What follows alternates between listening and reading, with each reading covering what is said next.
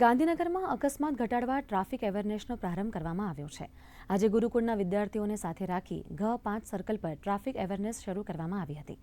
Traffic ASI ધર્મેન્દ્રસિંહે શાળાના બાળકોને અકસ્માત અને ટ્રાફિક અંગેનું માર્ગદર્શન આપ્યું હતું। આજથી એક સપ્તાહ સુધી બાળકો ટ્રાફિક પોઈન્ટો પર સંચાલન કરી સ્પીડમાં આવતા વાહન ચાલકોને ટ્રાફિકના નિયમોથી માહિતગાર કરશે।